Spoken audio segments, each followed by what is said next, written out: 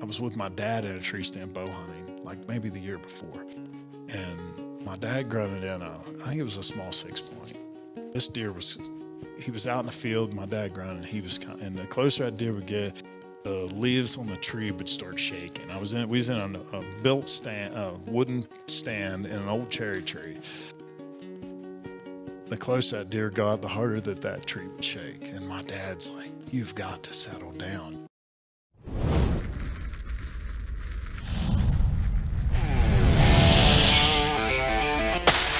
Welcome to the Alpha Outside Podcast, where the dark ain't the end of the day, it's just the beginning. Around here, we dive into the gear, the strategies, and the real stories from the field. No fluff, no hype, just straight talk from folks who live it. Brought to you by Alpha Outside, your go-to source for top-tier thermal night hunting equipment. If it happens after dark, we're on it. From expert tips and battle-tested optics to the kind of hunting wisdom you won't hear anywhere else, Alpha Outside. Whether you're seasoned or just getting started, this is where serious night hunters get the insight they need to stay sharp, shoot straight, and hunt smart. So grab your rig, settle in, and let's get after it. This is the Alpha Outside Podcast. And now your host, Chad Annon.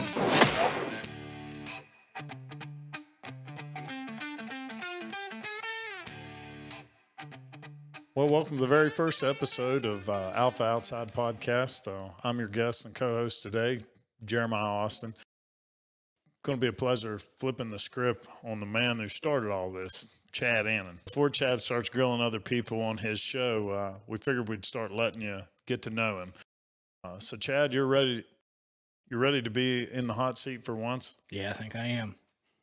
All right, well, let's get to know Chad Annon. Tell us who you are, where you're from, and tell us some of your backstory. I started, I think, maybe middle school time frame. I didn't start super early.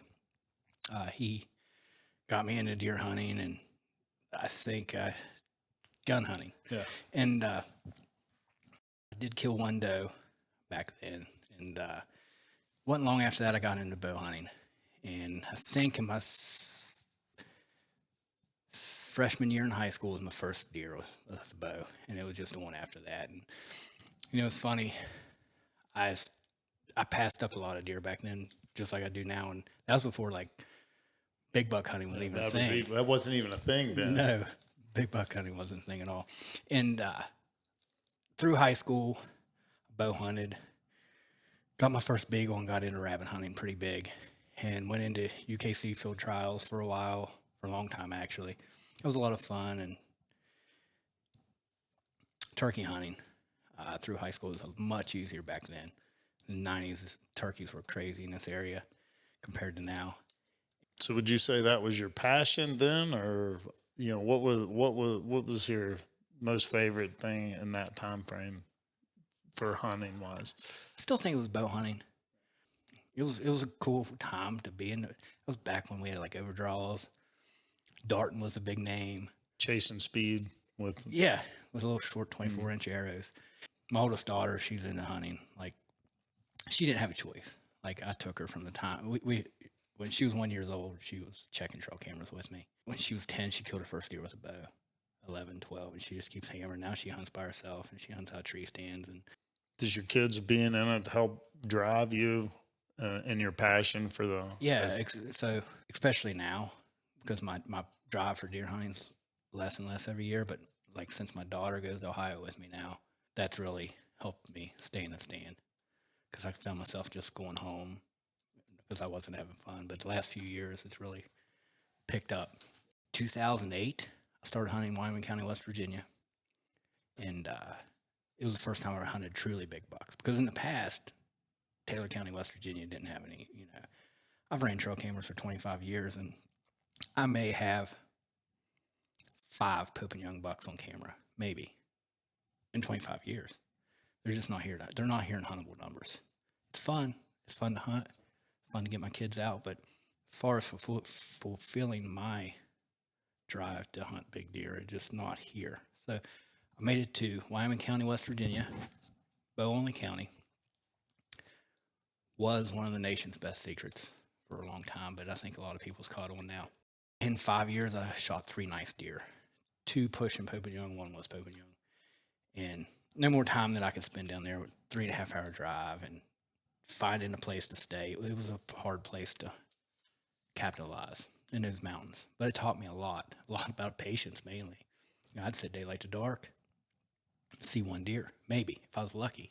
A lot of times, a few times, none, all day long. Going to 2013 time frame, I finally picked up some Ohio property. It was just easier. It was closer, easier to navigate, easier to find a place to stay. Yeah, more bucks. More deer in general. Easier funnels, too. Easier to Much pattern. easier funnels, yeah. So, you know, a lot of Southern West Virginia guys are in the corn game. Nothing wrong with that. I know guys that do very well hunting over corn every year. And, but Ohio funnels, you can just hunt terrain. You can hunt. It's easier to hunt the terrain. Much easier. And so I've been in Ohio since, and I've had a couple different properties, a couple different leases, been successful. In the meantime, I got into shed hunting pretty heavy, and that's one of my favorite things to do. Shed hunt, got into the dog part of it, held some UKC trials in West Virginia. Going back, actually into the 90s, I did do some predator hunting with boom boxes, Johnny Stewart tapes. Red lights. Red lights. Was you successful in that? I did. I killed a few fox. Coyotes wasn't quite a thing around here yet. Yep. They was starting to take off, but That was the end of the 90s, I believe, when I first seen my first coyote. I believe. was, yes. I'm trying to think. The first picture of a coyote I ever saw somebody took was in Canaan Valley. It was in a gas station pinned up on a board, and that was around 94. Yeah.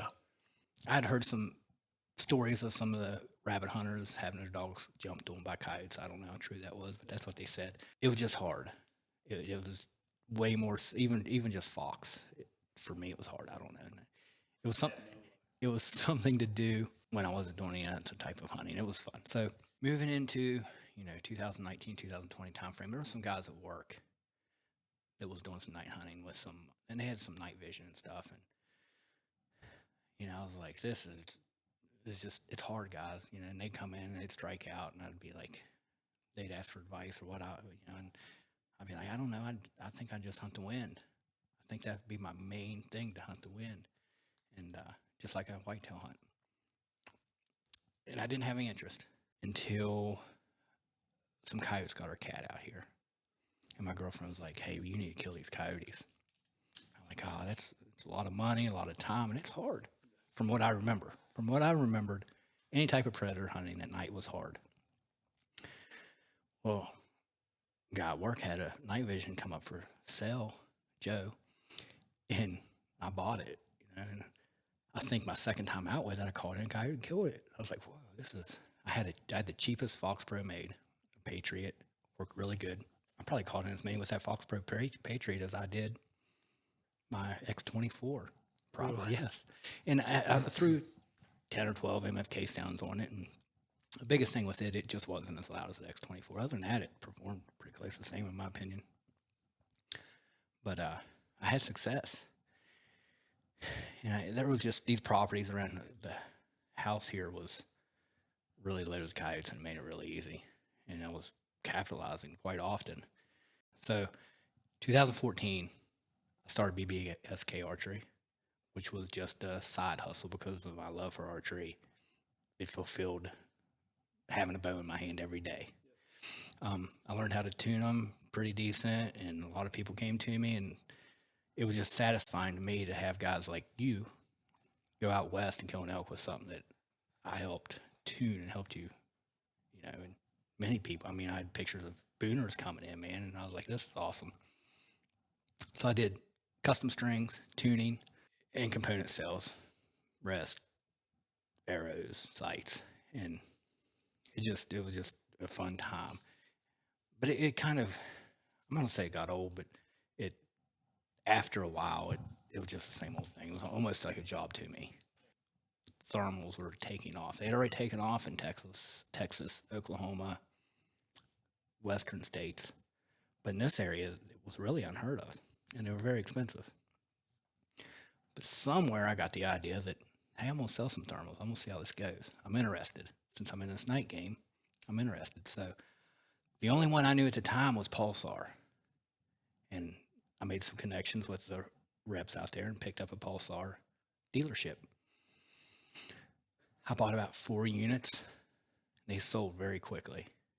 I was like, wow, there's something to this. This is fun. This is something new to me. I'm learning. I didn't know the lingo even. I didn't know about it really. You remember if you sold those units locally or did you ship them out? Mono was locally, and I believe all 3 was shipped out. It's been a little slow around here up until recently, right? Yes. I mean, when you first started out, was most of your business seemed to be outside of your immediate area, or was you getting a lot of business? So when I started out, and after I sold those Pulsars, I bought some more. I picked up AGM. Shortly after that, I picked up IRA. And most of my sales at first were shipped out. They were all over. I was doing a lot of, and I had a website, so I pushed that website, and just people from all over sporadically would buy something. So through the time since I started in 2022, it's shifted. It's went from internet sales to a lot of Pennsylvania residents. For a while, it was like 8 out of 10 was coming from Pennsylvania. And lately, it's been mostly West Virginia residents over the last year. Do you have any idea why you think that area, Pennsylvania, why more people would have been coming from that area? I believe that population. I believe Coyote population? no, Or just residents, people? just the pure number of people. I was told this. I don't know how true it is, but in the tri-3 counties of Pennsylvania, just north of West Virginia border, there's more residents than the entire state of West Virginia. Oh, wow. I don't know if that's true or not. I would have to fact check that, but there's definitely a lot of sportsmen, a lot of sportsmen's clubs, a lot of what PA has a lot of hunters. You think too, I mean, I know Pennsylvania has a lot of wooded areas, but it seems like there's also a lot of farmland up there. Agriculture is still a pretty big thing in Pennsylvania. I wonder if some of that could have come into play with that. Is it, the more open areas you have, a little bit easier it is to see coyotes and to hunt them because, we're always looking for that open area to hunt them. So I wonder if that had a... For sure. Yeah, I think the terrain features of PA and just, I think number one was just people in general, the sheer number of people. Backing up just a little bit, because what was the main reason? I mean, so that you wanted to start Alpha outside? I think I needed to change from the archery. I was just getting burnt out. Lost that excitement. I'm not going to say I wasn't hunting as much archery, but I just got to where a lot of times I'd put a bow in a press and I'm like, again, I really don't want to do this. So the thermal or the night hunting game was just a whole new thing to me. It was something to learn. It was a whole new group of people. I've met a lot of really cool people and made a lot of good friends through the way.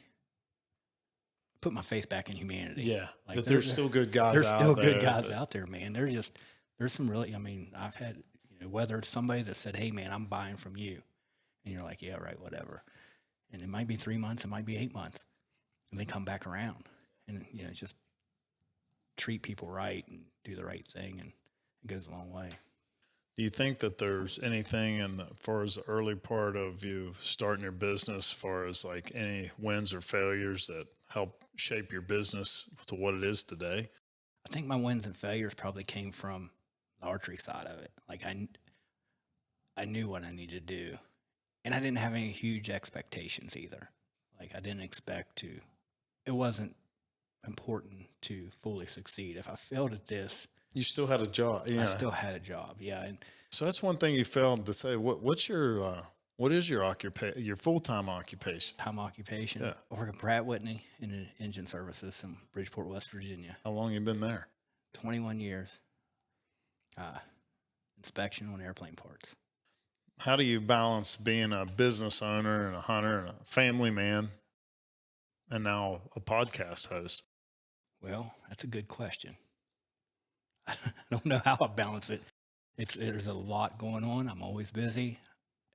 I'm always on the phone, always texting customers back and forth, messages, going over product, going over pricing, going over comparisons. And, I think that there was a need for a podcast like this.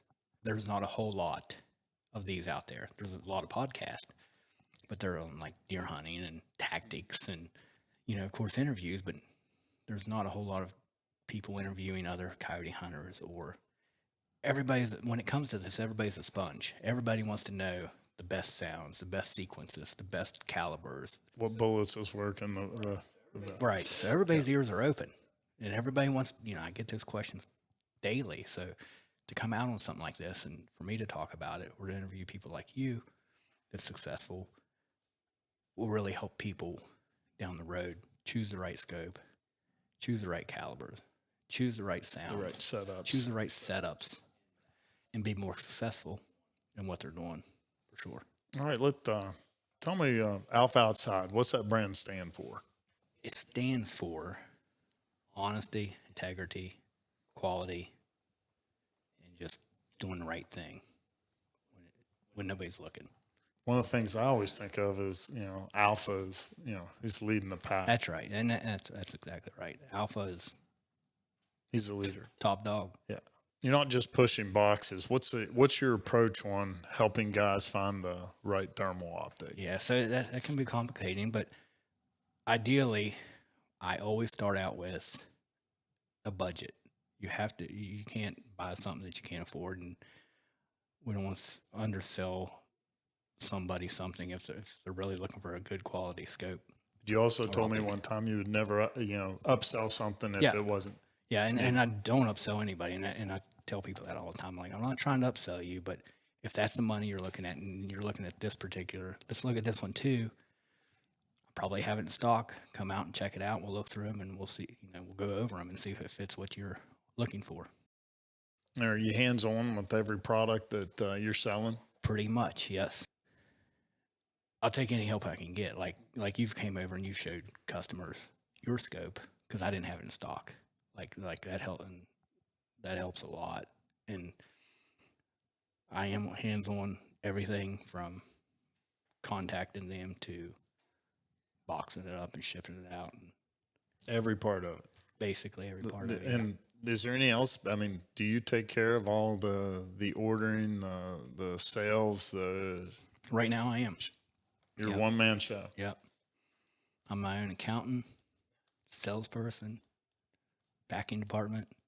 How do you staying up to date with? I mean, this market's always changing. I mean, I've only been in it for a short time, but every couple months it seems like something new's coming out. Even though they just released something, then something new's coming out a couple days later. How do you keep up to date with it? It seems like every 4 to 6 months something new comes out. I look over the products. I look over the specs. Thankfully, I have some really good sales reps within each company that I sell for. They'll send out all the information on the product to come out, all the specs, all the pricing, and I also field test a lot of stuff. I try to hunt with everything at least once, just to see what I think of it or how I like it, and the pros and the cons. So when somebody comes and asks about it, I can truthfully tell them it's not something I read on some forum or a Facebook group. I know. And a lot of time, you read those Facebook post groups, you have to weed through it because those guys, A lot of misinformation. They repeat a lot of things that they have read somewhere else. They don't even know. They didn't have the product themselves. They just talk just to have something to talk about. What kind of customers are you most proud of working with? New customers that are they're just sponges. They're asking a lot of information, a lot of questions. And, they come off and they're like, I don't want to sound dumb, but or is this a dumb question? I'm like, there's no dumb questions, and there's a lot to it. And I know all this terminology and these words don't make sense right now, but they will. And I can help you in any questions that you have. Just shoot me a text, call me. I will answer anything, anytime. I can vouch for any time. I know. 10 o'clock at night, usually 6 a.m. to 10 p.m. is my times. Repeat customers is just thankful for me helping them. And then it's really cool to wake up in the morning and have like texts from 3 different people, like their videos or their kill, and they're just happy as can be. Those are the customers that are awesome. And I encourage that. Like, I like that. That's cool. So on top of all that responsibility, answering all these questions, why launch a podcast on top of all that you've got to do? I think there's a hole there to help people. And this podcast will be really dynamic. It'll be everything from interviews from people down the road to some people that might be more popular and people in the industry. In the industry. We're going to do some scope reviews, go over some scopes, how-tos, everything from sounds to sound sequences to setups. I personally, especially when I started, I basically hunted coyotes like I did whitetail. My entry to my fields was really easy. And I still try to make it like that. You can't go tromping through the woods and bust every coyote out of the area. I try to get in as quietly as I can. Try to use the wind as much as I can. I used to look at Onyx, and if the wind was bad, I wouldn't go at all.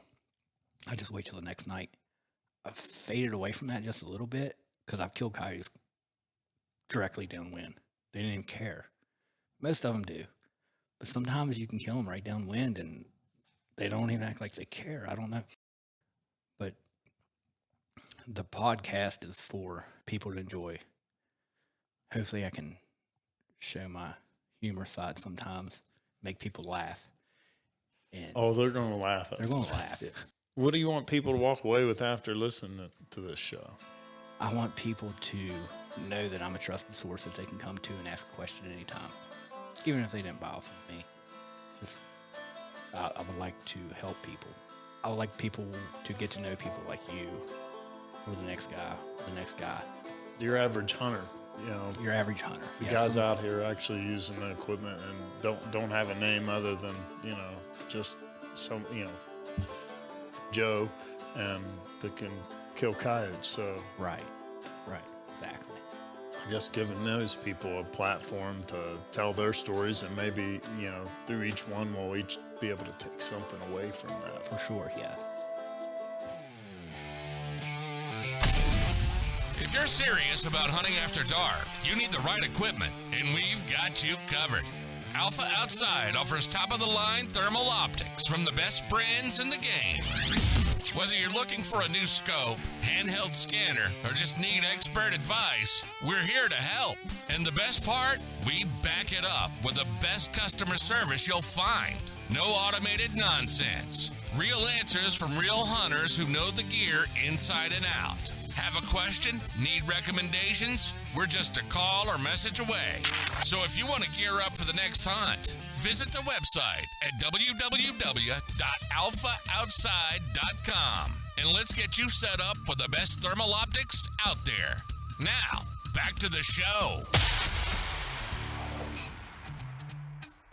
Before we dive into the gear, I want to introduce Jeremiah Austin, who's joining us today to help kick off his first episode. Thanks for having me. Yes, sir. You're a longtime friend, solid dude. You're someone who loves your family and Jesus. Amen. Yep.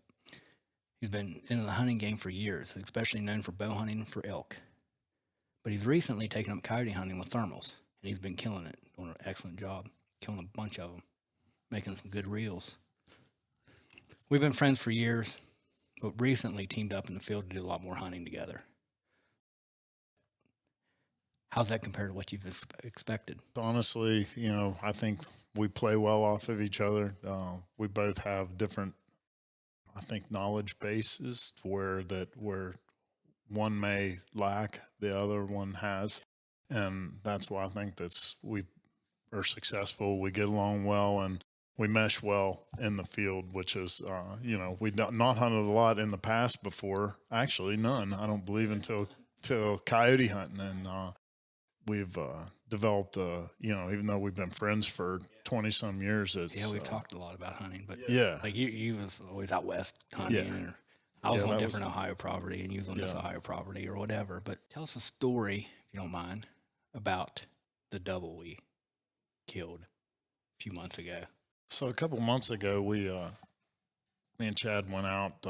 We actually, it's not our first time. It wasn't our first time hunting together, but it was actually our first time being successful together. And I had a piece of property lined up to go to, and he also had a piece of property. And actually, it was just one of them nights where everything was clicking. The coyotes was vocal right off the first rip.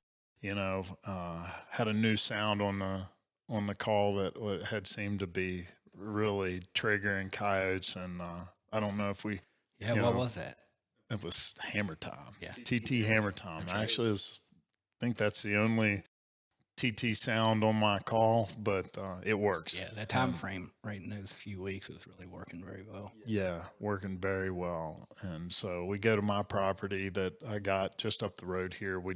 Brand new property, and I had scouted it out earlier in the day to kind of see where our vantage points was. And, we had a, one single come in there, pulled off a kind of a long shot on a coyote that just wouldn't commit. And after shooting that coyote, we decided to go to Chad's property, and wind wasn't right. And I'm big on sticking to the wind. If the wind isn't right, I don't. If it changes while I'm there, it changes. But at one point, I was like, let's just get back in the truck and leave. Yeah, and I was like, well, looking at my base map, and I'm like, the wind's supposed to change at 9:30 or something, and it's like 9:20, 9:25, and I keep checking it, standing out there, and the wind finally changed, and Chad's like, let's go, and jump out of the car, and we had quite a little bit of a walk, several hundred yards back in there to get set up, but we didn't have coyotes right off of the bat on that one. It's about 15 minutes in. Yeah, 15 minutes into it, that's when I'd played, and of course, how I kind of run things is start softly and move up into more aggressive, and that hammer time is very aggressive. It's a full stand sound sequence. So, play that, and the coyote, which I'm extremely hard of hearing. Thankfully, Chad can hear better than me, and he hears coyotes way off. Yeah, they're pushing a mile. Yeah, I hit them on the onyx, and they were about a mile, according to that. That was way off, and I couldn't even hear them at the first time that they located. So, I play a little bit of that, and we're watching, and nothing's happening, and I decide to play a little bit more of the hammer time, and they located again, and he's like, they're closer, and I could actually hear him that time, but it was still a ways off. I mean, every bit of probably half a mile or so, and decide to just let hammer time play completely through, and it is very aggressive, and it's hard to listen to actually, because it's, I guess from where I've came from with coyote hunting is that, I'd never played anything, a full stand like that, or anything that was that consistently aggressive. And,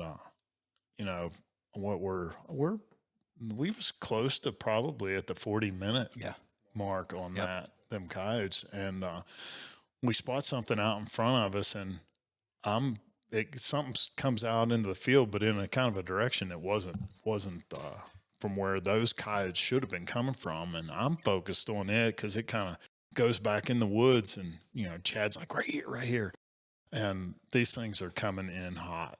And we had talked a little bit about before, because it was our first double. We've both of us have killed a pile of coyotes, but killing two at the same time it's just never simultaneously. Yeah, simultaneously not happen.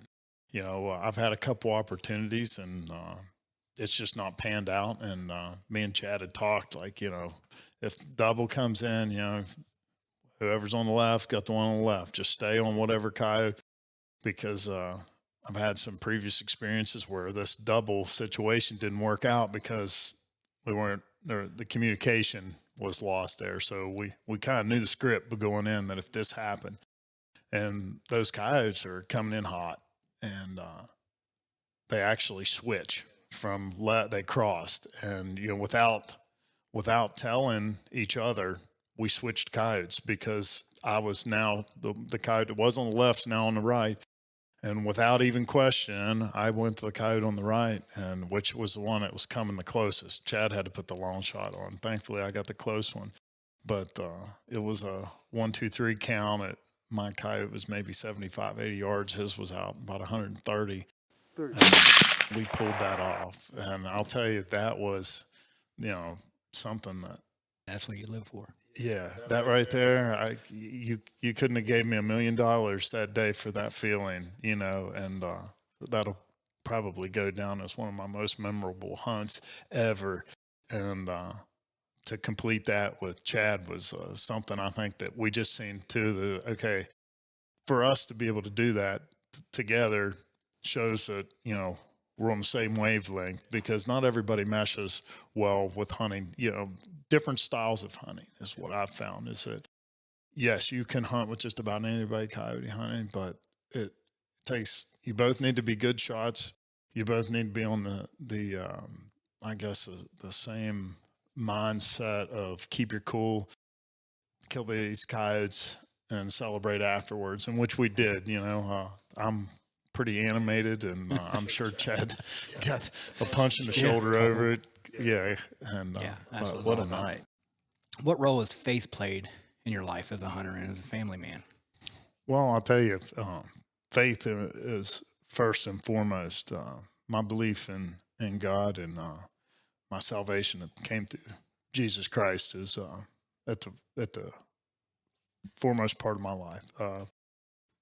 That's the most important thing to me, and I try to use the things that like this hunting to not just to better myself, but to help influence others. That if they haven't made that change in their life to give their life to Christ, that I'm there to help them along the way, because that was something that early on in my life that I lacked with people around me.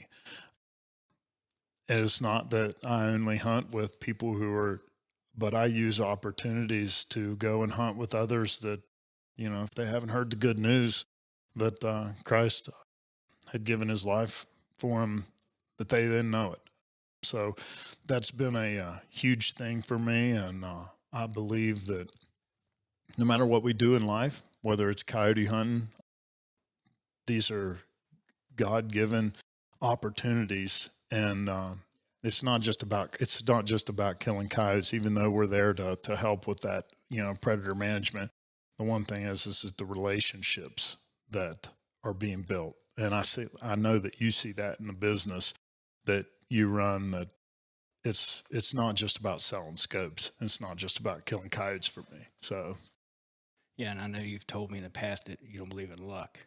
So. Absolutely not. I believe in blessings, and that's one thing. And I may sell someone good luck, but I really mean good blessings to you. And I believe that, if it's time, God will bless you. I don't take it for granted. I don't believe in luck. And thanks to my wife, Cheryl, because she's like, there's no such thing as luck. And so I'm not superstitious, It doesn't matter if a black cat runs out. I don't believe in a black cat's any different than a white cat. Breaking a mirror, 7 years, I don't believe in none of that. So. No, you've taught me that, and I agree. Yeah. So, very blessed. Do you see parallels between hunting and your walk with Christ? Yes, actually, because, hunting and my walk with Christ, actually, while I'm hunting, there's a lot of times, coyote hunting's a little bit different than, say my hunting before, elk hunting, deer hunting. There's a lot of times sitting, reflecting. And I see that with coyote hunting, even though they're because it's a little bit more noisier, you're always playing. But the one thing, those crystal clear nights that are, especially I like the warm nights, and you're out with a buddy, and I think just enjoying God's creation.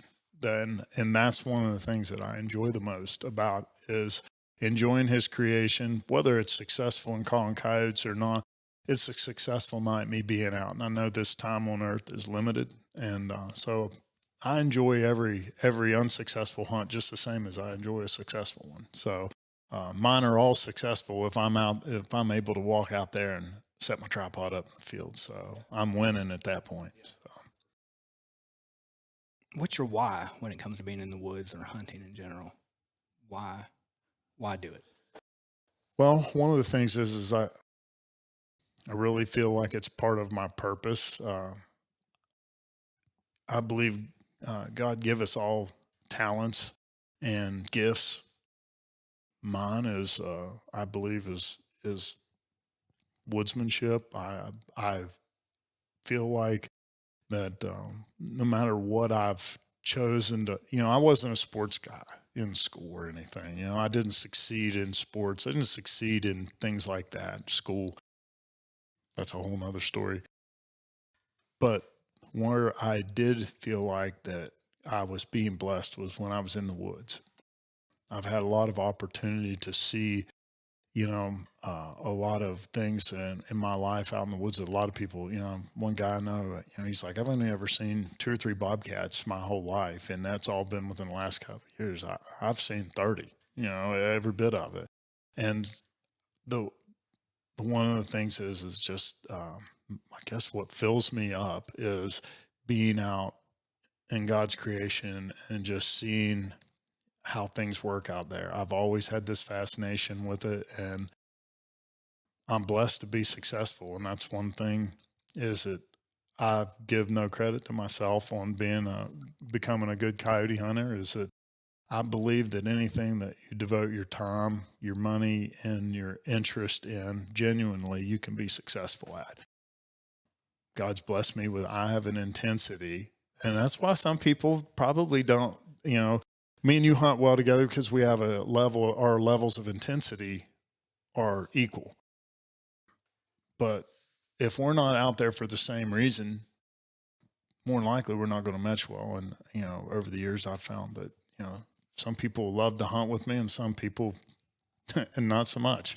But I have a level of intensity. I want to be successful. Every person has their own definition of that. And mine isn't necessarily killing coyotes, but to call them in, that was my goal. Describe hunting at an early age. What eventually led you to bow hunting, and what drew you to elk hunting specifically?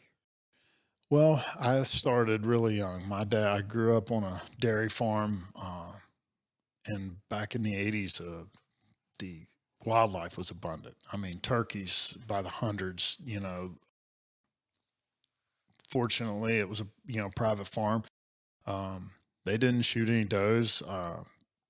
There was a lot of deer, and there was just a game-rich environment. I can honestly say that I had the opportunity that a lot of people wouldn't have grown up how I did. And so hunting, besides farming, was a huge way of life. My dad, he had a sporting goods store, the whole time I was growing up, still has one to this day, so he's had one since the 70s. Yeah, and, I have a 243 upstairs that my dad bought from your dad when he was in town.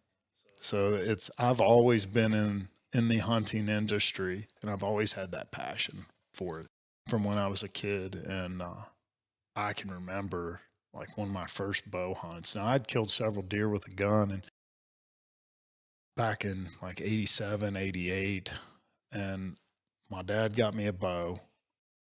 He was a Ben Pearson archery dealer, and I remember it was a Pearson spoiler, and he had got me all set up.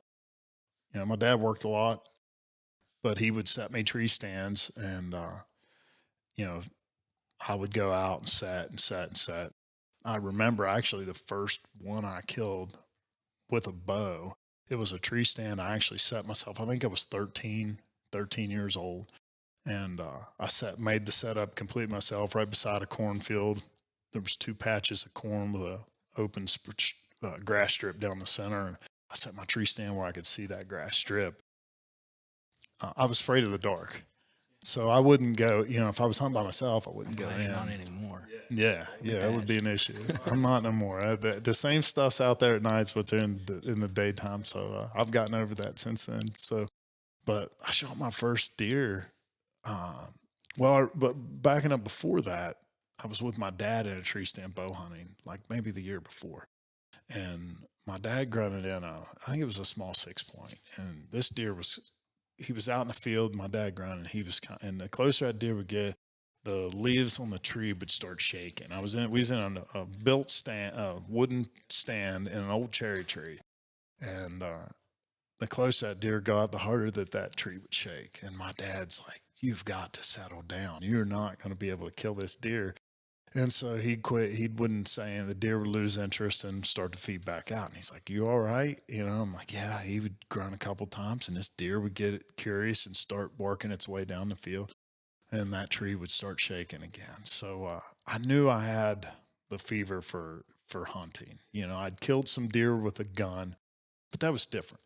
And this close interaction. So that's where it started for me. And then once I killed my first deer, my first spike with a bow, I wasn't allowed to shoot does. That was the thing growing up, is that no does, bucks only. So I shot my first buck. And from that point, that adrenaline, it has faded off, just like you said, as, for deer. But I get it now, through coyote hunting. But it's been a progression. What's a hunt you'll never forget? Oh, Yeah, several. Honestly, there's, especially the hard charging coyotes that have came in multiples, some that are haunting a little bit because we know that maybe more than one should have died. And sometimes, we've called in 3 coyotes and one run off limping. So there's some heartbreakers in there too, ultimately. But what about like elk or yes, or big whitetail in Ohio or? So I hunted Ohio for years with the bow. I never really hunted some big deer. Never did capitalize on what Ohio has to offer. Properties I hunt was just one step above public. But elk hunting on a different note. Yeah, how many years in a row did you go out west? Other than, of course, the COVID year, but it was 15 years in a row. And it was a good run. You worked for an outfitter out there for a little while too, correct? Back when I was 15 and 16 years old, my dad worked for this outfitter, Winterhawk Outfitters. He sent me out there during the summer. I worked for that outfitter, setting drop camps and taking people fishing and stuff. So it was quite the opportunity. As a young man, I was out there by myself. My dad wasn't there. He sent me there, while everybody else was enjoying their summers. I was actually working. But I was enjoying my summers working, learning the trade of packing mules and horses and, taking care of camps and stuff. I lived in the backcountry, in a tent for, 2.5 months. So it was a unique opportunity that kind of led me into my love for the mountains, especially the Rocky Mountains. So. Yeah, it's something that a lot of West Virginia residents haven't got to experience, is working out west at least. Yeah, and that's one of the things is, I guess, being that I didn't grow up around elk, the infatuation that I had with them because they just weren't in my backyard, that was a deep drive to learn elk and to not just travel out there and enjoy the country. And it wasn't about killing elk, but to be successful in putting elk at least into bow range, because I've never rifle hunted elk. I've only ever bow hunted them. So I knew I was going to have to do things right to get them within range. So it's huge learning curve from hunting elk to whitetails, because, you know, elk, you hunt them where they are, and whitetails, you hunt them where they're going to be typically. It's a lot different. It's more of a, you can move on them, whether it's not a setting game like a whitetail. You actually. And that for me is anybody that knows how high strung that I am, that fit my lifestyle. And hence why we're here today at coyote hunting, because it's a little bit of standing, but it's still a run and gun type of situation, and hopefully dealing with something, you know, that's vocal. It always helps when, you know, when elk are vocal, same as coyote, when they're turkey hunting, all that type of hunting, that those vocals lead into that adrenaline rush, the anticipation. When everything's quiet, you know, is there anything even there, you know? Do you have any bucket list, or do you have anything that you'd like to do in the future that you haven't got to do yet? Well, I've been very blessed that I've gotten to moose, elk, mule deer hunt. I've done a lot of elk hunting, hog hunting in Florida. I've went to Maine for bear, Newfoundland for moose. I'm very blessed to get to see a lot of part of the country. I would have liked to have went to Alaska. It's kind of something that is probably a little further out of my reach now. Not impossible.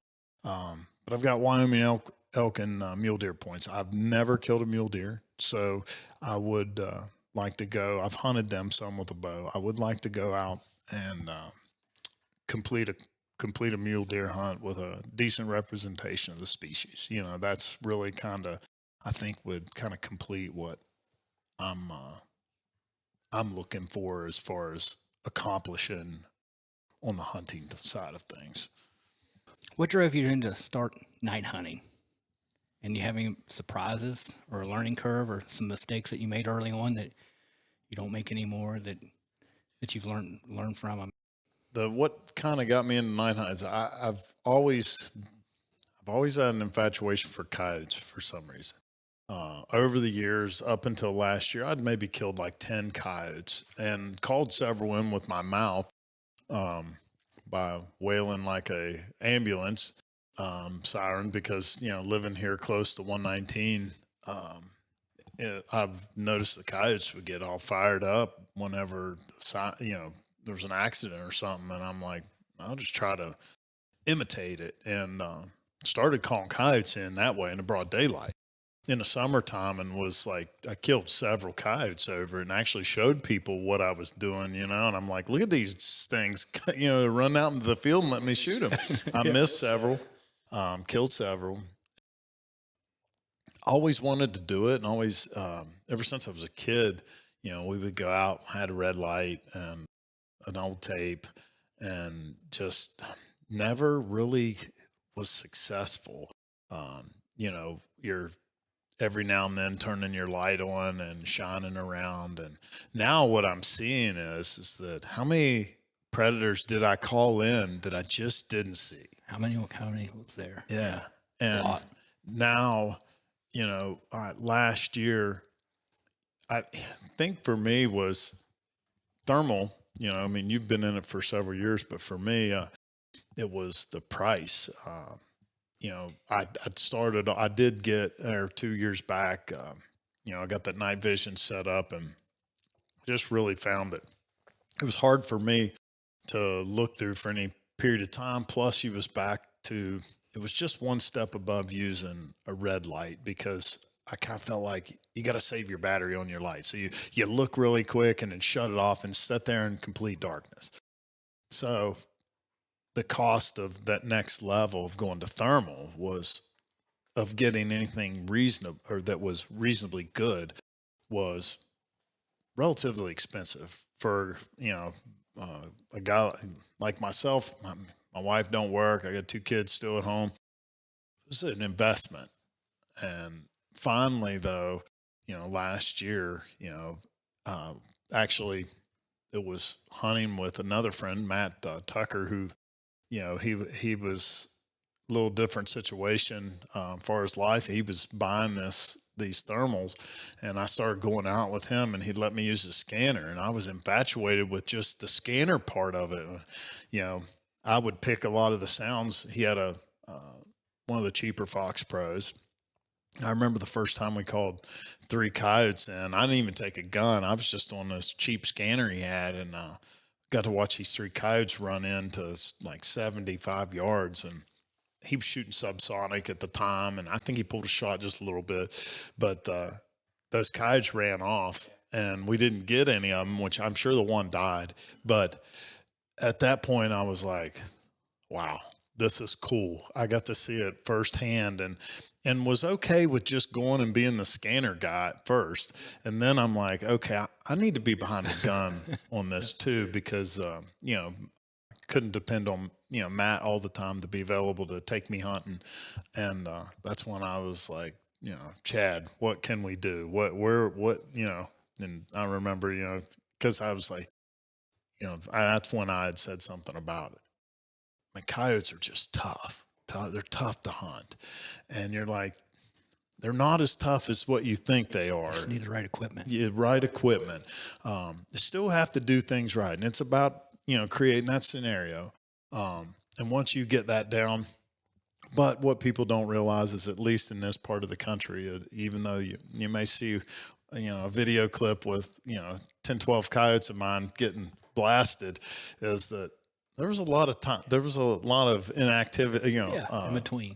Yeah, a lot of in between. A lot of hunts that weren't successful for us killing coyotes. But it's a game of numbers. The more you go out, the more chances that you're gonna have, and that anticipation of when's that magical night gonna be. And you know, this year's what's been crazy is that April has been was a magical month, you know, which typically in the past has not been as good for me. At least last year was not as good for me, but I've learned a lot since then. I'm on a different level, I feel, now hunting than what I was this time last year. Is there any lessons from other forms of hunting that you mastered throughout the years carried over into night hunting and helped you be successful? The win thing for me is definitely setting up for the win. Is definitely, even though, I mean, a coyote will pop out downwind, he's probably not going to stay there long. You better be on your gun quick. But typically, I try not to educate my coyotes, and, you know, and I try to be unpredictable.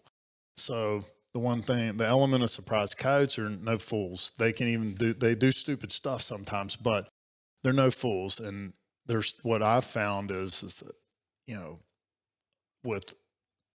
I don't know that necessarily any of the other type of hunting that I've seen, but elk hunting's a lot of times people go and they will bugle from the same spot, from a trail, on a high point, all the time. It's no different than in coyote hunting. Don't always locate from the same spot. I will, if it is moving my call 75 yards down the field, 100 yards, setting up on that field just a little bit different, that I see that it's no different than elk hunting, because a lot of times elk just, you know, I think because every hunter that walks by this little opening into the timber overlooking this valley, that's where they want to rip a bugle from. So I think, well, maybe it don't matter, but it feels like it does. So I do use that in coyote hunting too, is that I don't set up the same every time. Now, if it's worked, I'll try it again maybe the next time, because just here recently I killed another coyote off of a very similar setup that I'd already done. But if I'm getting coyotes that aren't reacting, or they're letting me know, hey, I'm here, but they're not committing to coming, I know the next time I may leave that setup that night. Next time I come in, I may set up just catch it on a different wind, set up a little bit different. Sometimes it leads to, you know, a coyote biting the dust. Let's say we're in September. Most coyotes are on the ground. It's going to be on the ground all year. You have your pups are dispersed. Give me your best calling sequence. What are you going to start the night off with? Hey, and if all else fails, what's your last ditch effort? I'm not which I've had good success on here recently on some, prey distress. It's hard for me not to go straight to coyote vocals because it's always been, if nothing else works, coyote vocals don't typically let me down. And so I kind of use the same strategy most all year round, really, as far as, starting from less aggressive to aggressive. But in September, I found that, especially with those younger dogs that have been, pushed away, that coyote vocals for me is seems to be the trigger, more so than maybe prey. But I'm typically going to start off with a single dog, see if I get any response. The intensity in which, if I get responses back is how I kind of gauge on how intensive. And it's funny how back to, another thing that elk hunting has taught me with predator hunting is that, if a bull is in the middle of a bugle, I'll cut him off. Coyotes a lot of times are triggered by, if they start yipping and carrying on, I will yip and carry on right over top of them. I will go straight to something very exciting while they're excited. And that typically is when, that switch is flipped, more so than not. We've had coyotes that would just, locate, maybe come up on a ridge way off and just wouldn't commit to coming. But, where it was just, coyote call back and forth, it was just this exchange. But a lot of times that in the middle of their yipping and carrying on is cut them off. And a lot of times that's been between that and closing distance. That was something I've struggled with, is moving. Oh my gosh, they're going to hear me or see me, and I'm going to blow this set up. But if they're 700 yards away and they ain't moving, shut up and move. So what's your current gun, scope, mono, tripod setup that you're using? So right now I've been, last year I bought a CVA Cascade and 22-250. I ain't gonna say it was a budget rifle, but it was roughly about $700. It's a solid gun. I'll tell you that there's not much opportunities for putting in a chassis or anything like that. But I'm using a AGM Adder 50x640. I've got an AB suppressor on it, and the 22-250 caliber was something I went with. There's a lot of Wildcat calibers that's came out, and maybe some better options, but I'm old school when it comes to calibers. I usually stick to, it's tried and true. Yeah, the originals. I'm a 300 Win Mag guy. Even when all these other calibers came out, I wanted to be able to go to Walmart if I needed to buy shells. Find ammo. Yeah, the ammo would not be an issue. And with the 22-250, it's the same game there. There's a lot of ammunition available, and it just crushes coyotes. I mean, that's one thing. Proven. Yeah. For sure. Yeah. So do you prefer to hunt solo or with one guy, two guys? Here recently, I've killed several coyotes. Over the years, I've killed several coyotes by myself, and several with people. I truly enjoy the camaraderie that comes with hunting with somebody. The excitement kind of dwindles off faster when you're by yourself. It's exciting, but no one was there to, I don't know. I know when we killed that double, it was just like double the adrenaline rush for me, because even though I only killed one coyote, we killed two at the same time. Yeah. And so, high five. And yeah. You believe that? Yeah. And yeah, when you're by yourself, you don't have that. And so if I could always, I tend to always, if I'm wanting to hunt a night, I'm always like, okay, what's Chad doing, or what's Matt doing, what's Joe doing, trying to, get someone available to go, because even if it's not about myself, being successful as far as killing the coyote, seeing, calling coyotes in, seeing other people, I've drug a lot of people else, a lot of other people into this sport. And like, yourself and Matt kind of, I feel like drug me into it, and what a blessing it's been for me. And so I try to introduce a lot of people to coyote hunt. So I do prefer to hunt with, 2 or 3 people, as long as we mesh well. I like hunting that way because it's just more exciting. And it's nice to bounce ideas off the other Yeah. guy. Like, these aren't coming. Should we get Yeah. closer? Yeah, what should we play? Play. It's funny because everybody that I hunt with, regardless of how many coyotes they've called in, will turn to you or you turn to them and be like, well, showing each other the call. What do you think I should play?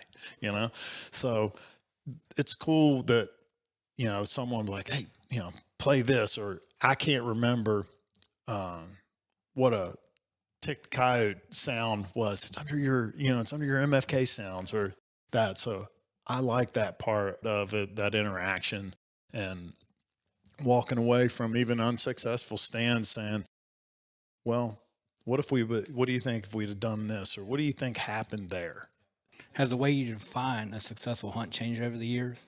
Honestly, it's always been the same for me. It's the kill's a bonus.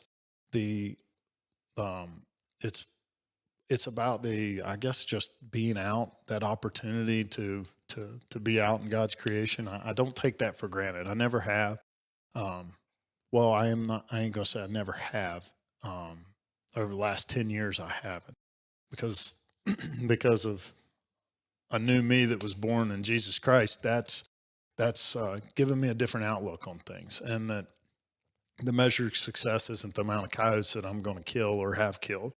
It's the opportunities, the friendships. I look at the friendships as more valuable to me than any amount of coyotes that I could ever kill on my own. But it's about the friendships, and I think that's what I cherish the most out of all this, is just the opportunities. And my definitions of a successful hunt is that we come out of the field, we're still talking as buddies and not mad at each other. Because I see there's a lot of things that you can go and do with people and get along. And there's some things, I learned this by going elk hunting. You can go into the backcountry as best friends and come out barely speaking. If you're not paired correctly, or my expectations and your expectations don't align. I don't believe a dead coyote is the definition of a good hunt. So I don't think that's changed since I've started, and I hope it never does, because I'll keep pursuing them as long as I keep that mindset. How do you feel about being on the mic for the first time? At first it was a little odd, but in the past I'd kind of made some YouTube videos for guys that had was going elk hunting. So which they was private videos, but they were still being made for different guys that would be, that looking at me and potentially criticizing me. Yeah. So it wasn't super easy, but it also wasn't extremely hard either. There's a lot of unknowns of, am I going to be able to talk at all when you've got 2 cameras and microphones in your face? So it's been a good experience for me. And, I was looking forward to I got to help break the ice, the very first one. So we're going to jump into your scope that you're using currently. It's an AGM Adder V2 LRF, 50 millimeter objective, 640 resolution. What particularly caught your eye? Well, one was the built-in LRF. That was one of the reasons why I wanted to go with a scope like that. Was I've got some properties that's got some pretty big fields. Granted, I'd love to call every coyote into 100 yards, but I also know that I've had to take a couple coyotes at 300. I need to know whether it's 300 or 350, or if it's 275. Anything over 200, my gun is, you're compensating at that point. 0 to 200, I'm good. So the LRF was a built-in on this scope, and so far it's been spot on, and that's been a huge decision for me. So if the LRF is in someone's budget. Absolutely. I mean, I guess you got to look at the properties that you're hunting or to be hunting, and know that, most guns, after 200 yards, you're going to need to know, but if no place you hunt is any further than that, then it's not that big of a deal. But I think with any coyote hunter is, I started off with, the Rix Leap 3. It was a great scope. My wife still uses it. But I've since kind of my properties outgrew my optics. And was part of the reason of going to 640, a little bit more clarity, LRF, having that range. So, is there anything any quirks about the scope that you'd like to maybe see AGM fix in the future? The only thing, and I know that you probably heard me complain, is it's some of the labeling inside the scope, as far as symbols and stuff. They don't refer to it as Wi-Fi. It's a hotspot, which is still run off your Wi-Fi. Little things like that was a little bit of an issue trying to find certain things. I'm a creature habit, so using the Rix for a little over a year, and knowing how everything worked there, changing it up, I still have a tendency to go to the power button on top. I did like the big power button on top, or the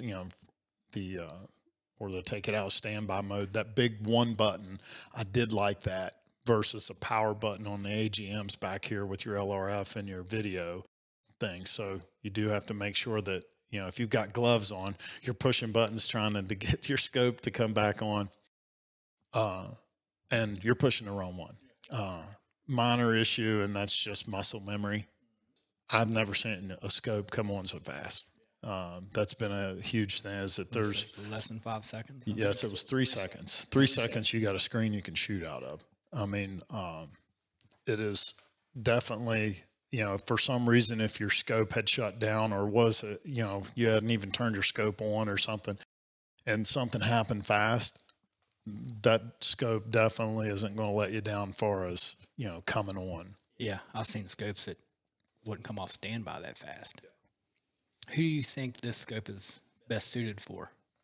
Well, honestly, for me, I think that the scope's good for everybody. I think the 640 resolution is definitely, we all know that at a certain range, a deer can look like a coyote.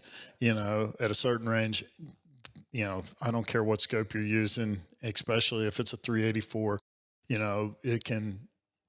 So it's just the next level for me. I don't regret starting out at a 384, and the properties I was hunting at the time, it worked fine for. I mean, and that Rix never let me down. But there's no doubt the AGM.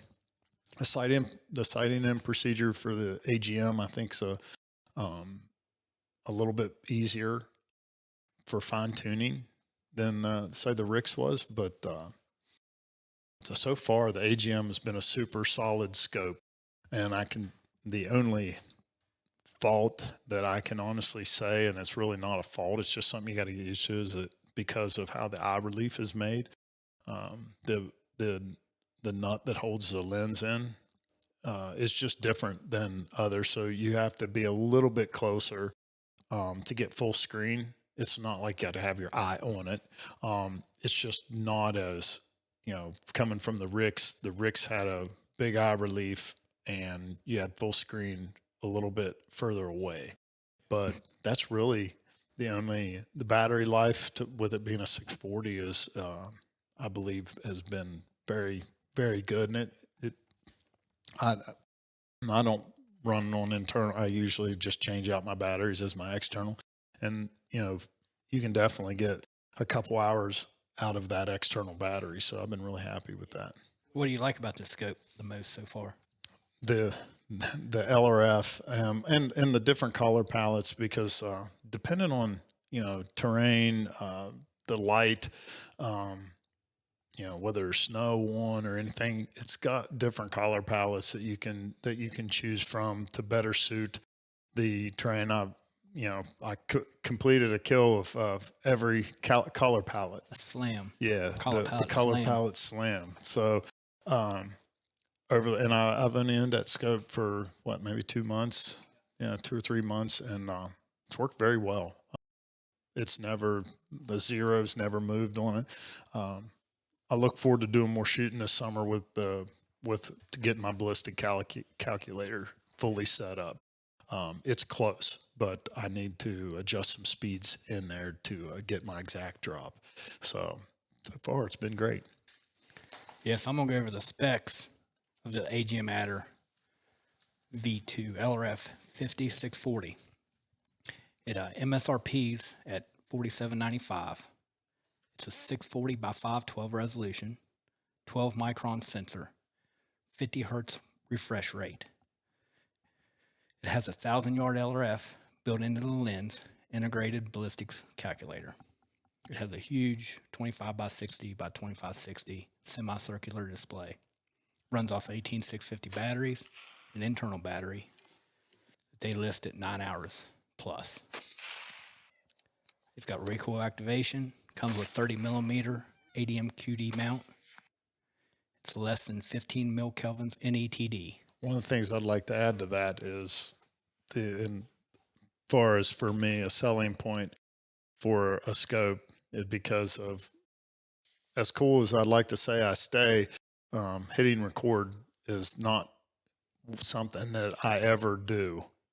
I let the scope always do it for me. I know my videos are always short, but it captures the most important part, which is for me is knowing, I don't have many runners if I do my part. Very few. But if you do make a shot and you want to know if you miss or there's no question of like, God, did I hit record? This scope has yet to miss is very sensitive. It actually has recoiled off of the guy beside me. And even when I shot, it didn't restart. It kept going. So I was worried that maybe if being that sensitive, that it would confuse the scope but it has not missed a beat. It's actually caught more than what I've expected. It's a lightweight scope too. Super lightweight. It's I can't remember exactly, compared to my other scopes that I've had, but it's definitely the lightest that I've run with it being a polymer tube design. It's a super, super, super solid scope. All right, Chad, with the first episode in the bag, how do you feel about how it went? It went good. It went really smooth, a lot smoother than I kind of imagined. It's all this video and audio equipment around me. I didn't know if I'd freeze but it seemed like it went really good. You kind of forget about that after a while. Where can people reach you if they got any questions about the AGM Adder line or any of other equipment, or if they just want to talk? You can give me a phone call at 304-677-5401 or shoot a text message. We have an Instagram page, TikTok page, Facebook, Chad Annon on Facebook. Upcoming episodes, what can we expect? It's going to be a lot of things. We're not going to be dedicated to scope reviews, or we're not going to be dedicated to interviews, or we're not going to be dedicated. We might be in the field sighting in a scope. You can look forward to information to help people get started, to help in any way we can, whether tripods, binoculars. We'll go over new things coming out. We never even touched on the importance of a scanner. Some people has asked me, how big of a deal is it owning a scanner? And that's a whole nother topic, and kind of like suppressors. Personally, I've only hunted one time without a scanner. I went out and I still had night vision, and I scanned with that night vision scope, and I'm like, I can't do this. This is ridiculous. So scanners is a huge tool. Anybody that's not using one is missing out. Literally missing out. Because you can use it walking in, you can use it behind you, you can use it walking back out. 2 guys with 2 scanners is covering a huge range quicker than if you were just scanning with your gun. It's limited. Yeah, so many times, you've had something just pop out for a second. The last coyote I shot, if I wouldn't have had a scanner, that coyote popped out just enough to where I could see him and then disappeared back into the brush. My tactic of bringing that coyote back out would have been differently, and I probably wouldn't have killed it if I wouldn't have seen it. So there's a whole nother importance level that goes with having a scanner, because I think I've told several people that have looked at getting into this, make sure you leave enough budget to have a scanner. That's absolutely correct.